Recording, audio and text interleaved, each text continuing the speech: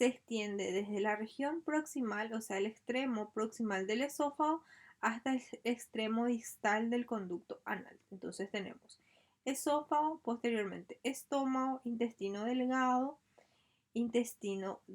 que vamos a ver que va a tener la primera porción, la primera parte que es el duodeno, luego el yeyuno y por último el ilio. Luego vamos a tener el intestino grueso que presenta al intestino grueso al colon ascendente, el colon transverso y luego finalmente el colon descendente para dar donde vamos a tener a la región del recto y posteriormente al conducto anal. El tubo está organizado tiene una organización extremadamente, vale la redundancia, ordenada, en donde vamos a ver que existen unas camadas en orden, unas camadas en donde vamos a ver, primeramente recordar es un órgano hueco. Al realizar un corte en ese órgano hueco vamos a ver que tienen estas camadas o estas capas.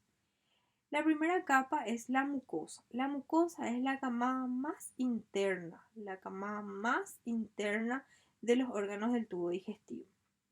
En la mucosa está constituido por epitelio, luego por debajo de ese epitelio una lámina propia y por debajo de la lámina propia musculares de la mucosa. Luego de la mucosa vamos a tener una estructura que ya nos dice su nombre, submucosa. Sub significa debajo, mucosa. Entonces tenemos mucosa, por debajo de la mucosa encontraremos a la submucosa. Luego de la submucosa tenemos a la muscular externa y finalmente tenemos la capa más externa, es la serosa. La mucosa es una estructura entonces que está constituida por epitelio superficial, que en la mayor parte del tubo digestivo está constituido por un epitelio cilíndrico simple. Luego vamos a encontrar lámina propia debajo de ese epitelio en donde encontraremos tejido conectivo laxo. Luego tenemos una pequeña camada de múscula lisa que se denomina muscularis mucosae o muscular de la mucosa. Y por debajo tenemos a la submucosa que está constituida por tejido conectivo denso y regular. Luego tenemos a la muscular externa, que es esta, en donde habitualmente en la organización vamos a tener una capa circular, luego una capa longitudinal. Y por último tenemos a la serosa, que está constituida por epitelio, que es el mesotelio, más una pequeña cantidad de tejido conectivo laxo. En esta imagen podemos observar también en donde vamos a ver una túnica mucosa, una submucosa y una túnica muscular. Lo vamos a ver, el epitelio es esto que estamos observando acá, es epitelio. Luego también a la lámina propia, de acuerdo a la literatura, podemos encontrar como corion y aquí vamos a tener a la muscularis de la mucosa. Todo el epitelio, lámina propia más muscularis de la mucosa constituyen a la túnica mucosa. Por debajo de la mucosa encontraremos a la submucosa y por debajo de la submucosa a la camada o la túnica muscular. Y por debajo o la capa más externa es la túnica serosa. En esta imagen estamos observando también un epitelio, la lámina propia y entonces a la muscular de la mucosa. Esta estructura aquí, desde aquí del epitelio hasta la muscular de la mucosa, constituye la mucosa. Ya me dice su nombre, muscular de la mucosa. Significa que este músculo liso corresponde a la capa mucosa. Luego tenemos a la submucosa que me dice ya con esas palabras que se encuentran por debajo de la mucosa. Y después por debajo tendremos a la muscular y más por debajo podemos tener a la serosa en la gran mayoría, pero también podemos tener adventicia. En esta imagen aquí podemos observar que presenta un epitelio estratificado plano, sin queratina, lámina propia y acá vamos a ver a la muscular y a la mucosa. También encontraremos unas glándulas que podemos encontrar en la capa submucosa y luego tenemos a la muscular externa. Acá también debajo de su mucosa, para recalcar, tenemos a la muscular y luego tenemos ya abajo, vamos a la serosa o a la adventicia. ¿Para qué sirve la mucosa? ¿Para qué sirve la submucosa, la muscular externa? Bueno, en la mucosa está constituido por ese epitelio de revestimiento. Como habíamos visto en la clase de sistema linfoide, decíamos que los epitelios, ellos o las mucosas, ellas van a defendernos contra los agentes infecciosos a través de barreras mecánicas. Debajo de ese epitelio de revestimiento tenemos la lámina propia constituida constituido de tejido conectivo laxo y por debajo a la muscularis de la mucosa. La submucosa está constituido de tejido conectivo denso irregular o tejido conectivo no modelado. La muscular externa tiene justamente dos capas, que es la de músculo liso y la serosa, que ya hemos hablado que está constituido por un epitelio plano simple con escaso tejido conectivo laxo y después podemos tener en algunas regiones, en vez de tener serosa, adventicia. ¿Y en qué consiste la adventicia? Bueno, la adventicia está constituida solamente por tejido conjuntivo. Donde la pared del tubo digestivo se une o se fija directamente a las estructuras contiguas se encuentra adventicia. En otras palabras, aquellas zonas en donde vamos a tener un contacto estrecho de un órgano con otro órgano, vamos a tener adventicia. La serosa corresponde al peritoneo visceral.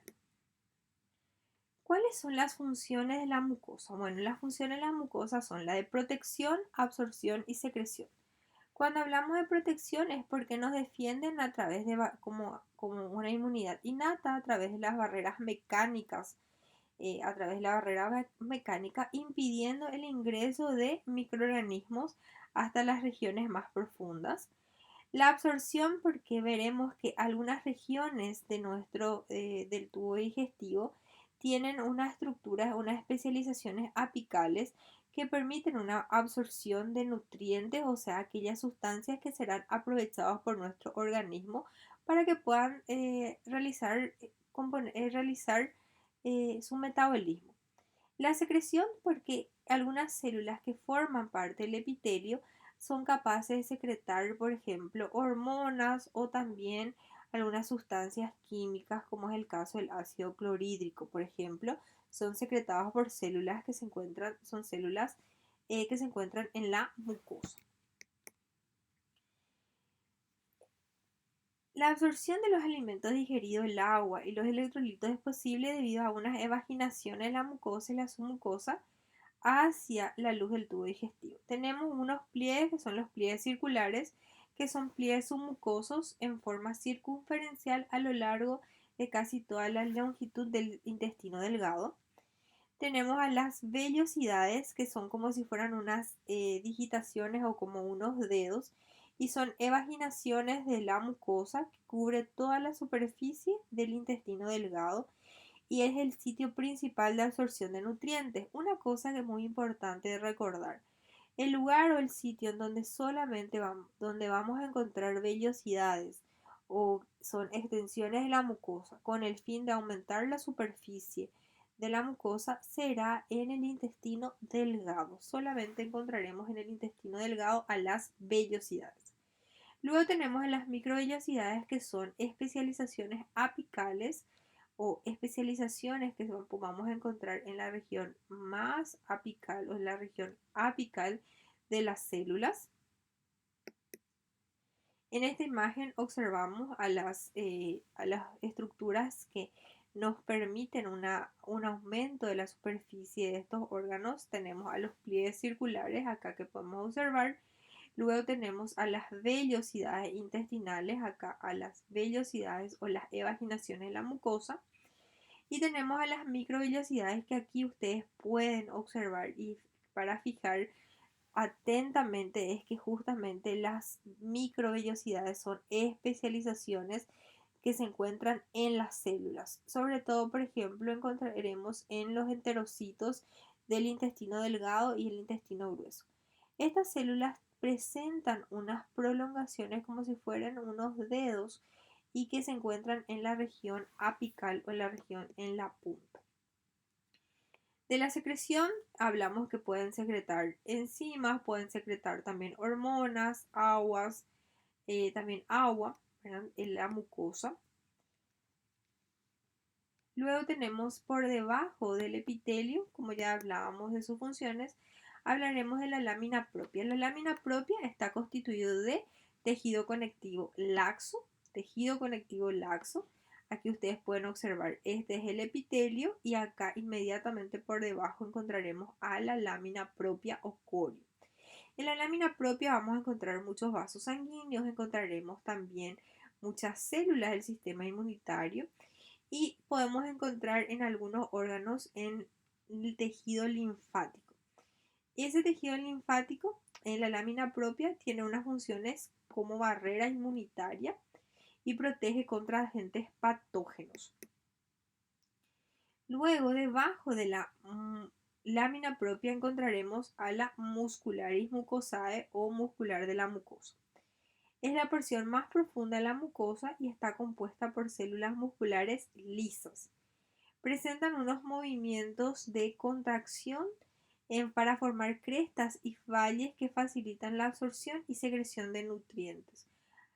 Este movimiento localizado de la mucosa es independiente del movimiento peristáltico de toda la pared del tubo digestivo. Luego, algo característico que encontramos en la submucosa es un tejido conectivo denso y regular. Allí vamos a encontrar también vasos sanguíneos, nervios, pero también vamos a encontrar una característica que en la submucosa encontraremos un plexo nervioso que se denomina plexo submucoso y también llamado plexo de Meissner. Cuando hablamos nos referimos a plexo de Meissner, nos referimos al plexo submucoso y por lo tanto, ¿dónde se encuentra? Se encuentra en la submucosa de todos los órganos del tubo digestivo. Luego tenemos la muscular externa, que está compuesta por dos capas concéntricas de músculo liso relativamente grueso. En la muscular externa está constituido por músculo liso. Estas presentan unas contracciones de la muscular externa que mezclan e impulsan el contenido del tubo digestivo. Y en la muscular externa también encontraremos un plexo nervioso que se denomina plexo de Auerbach. Acá ustedes pueden ver al plexo nervioso o plexo de Auerbach. Y finalmente tenemos a la serosa y a la adventicia. Acá podemos observar al epitelio, lámina propia, muscular y de la mucosa. Esto corresponde a mucosa. Por más externa tenemos a la submucosa y más externa tenemos a la muscular externa. Y luego tenemos a la serosa. Para distinguir una serosa es que la serosa está constituida por un epitelio plano simple que se denomina mesotelio y está constituido por escaso tejido conectivo laxo. Y la adventicia en cambio está solo constituido por tejido conectivo. Hay partes entonces que comprenden la porción torácica del esófago, por ejemplo vamos a tener adventicia y en cambio en su porción abdominal vamos a encontrar que presenta serosa. Estas estructuras están adheridas a la pared del abdomen y de la pelvis por un tejido conjuntivo que es la adventicia, que se mezcla con el tejido conjuntivo propio de la pared de la cavidad correspondiente. Otra vez una segunda imagen en relación a las capas del tubo digestivo. Tenemos a la mucosa, que vemos que está constituido por epitelio, lámina propia y muscularis en la mucosa. Luego tenemos a la submucosa, luego a la muscular externa y por último la serosa o la adventicia.